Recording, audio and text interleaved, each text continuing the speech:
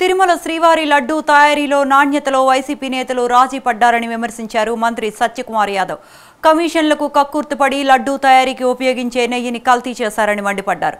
కల్తీ జరిగిందని ల్యాబ్ రిపోర్టుల ద్వారా నిర్ధారణ అయ్యిందన్నారు. పవిత్రమైన ప్రసాదంలో జంతువుల కొవ్వు కలిపి అపవిత్రం చేశారని మండిపడ్డారు. ఇప్పటికే సిట్ అధికారులు విచారణ ప్రారంభించారని, దోషులను వదిలే ప్రసక్తే లేదని అంటున్న మంత్రి సత్యకుమార్తో మా ప్రతినిధి సంతోష్ ఫేస్ టు ఫేస్.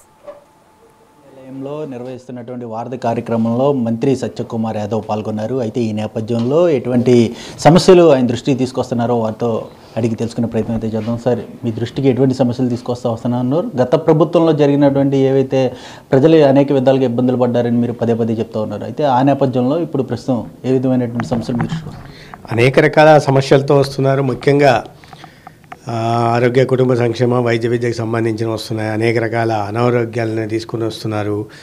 ఇటువంటి అనేక సమస్యలు తీసుకొస్తున్నారు.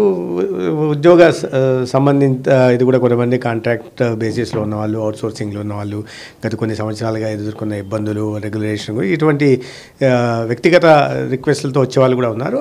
ప్రధానంగా అనేక మంది ఈ రెవెన్యూ శాఖకు సంబంధించిన అర్జీలతో కూడా వస్తున్నారు.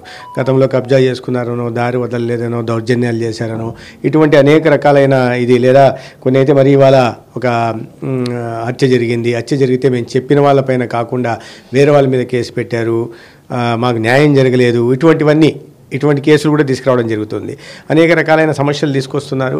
అయితే ఇవి చూస్తుంటే ఎక్కువ రెవెన్యూ శాఖకు సంబంధించి కబ్జా జరిగింది, లేదా ఇంటి పట్టా ఇచ్చారు, పట్టాకు కమిషన్లు తీసుకున్నారు, లేదా పట్టా పేపర్ ఇచ్చారు కానీ ఎక్కడుందో చూపించట్లేదు, ఇటువంటి సమస్యలు కూడా తీసుకున్నారు. రెవెన్యూకి సంబంధించిన సమస్యలు ప్రధానంగా ఎక్కువ వస్తున్నాయి. ప్రజలు గత 5 సంవత్సరాలుగా పడిన బాధల్ని ఇవాళ కొత్త ప్రభుత్వం వచ్చిన తర్వాత తీరుస్తుందనే నమ్మకంతో ముందుకు వచ్చి వాళ్ళ సమస్యలను చెప్తాను. సాధ్యమైనంత వరకు అక్కడికక్కడే పరిష్కారం చేయడం, సంబంధిత అధికారులతో మాట్లాడే ప్రయత్నం కూడా చేస్తున్నాం.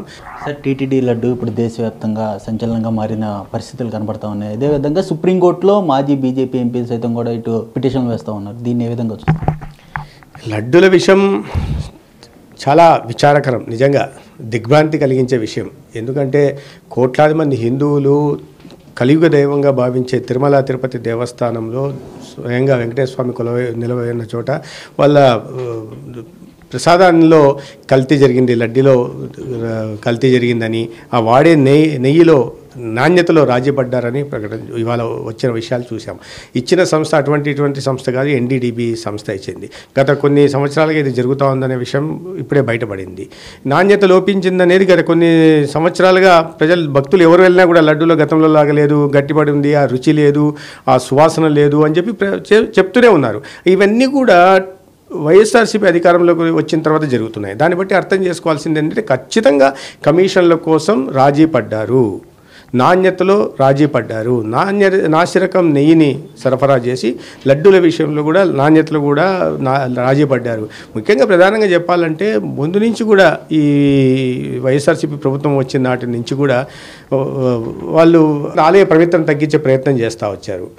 గతంలో ఆలయ ఆస్తులు వేలం వేసే విషయంలో కానీ, లేదా అన్యమత ప్రచారానికి ప్రోత్సహించడంలో విషయంలో కానీ, లేదా టీటీడీ నిధులను మళ్లించే విషయంలో కానీ అనేక రకాల జీవోలు తీసుకొచ్చి మళ్ళీ భారతీయ జనతా పార్టీ లేదా అనుబంధ సంస్థలో ఉద్యమాలు నిర్వహిస్తే ఆ జీవోలు వెనక్కి తీసుకునే సందర్భం మనం చూసాం. ఆ రకంగా ఆలయ పవిత్రం తగ్గుతూ వచ్చారు. దాంట్లో భాగంగానే ఈ రకంగా చేశారు. ఒకటి కమిషన్లకు కక్కుర్తి అయితే, రెండోది ఆలయ పవిత్రత తగ్గించే ప్రయత్నం కూడా చేశారు అని నేను భావిస్తున్నా.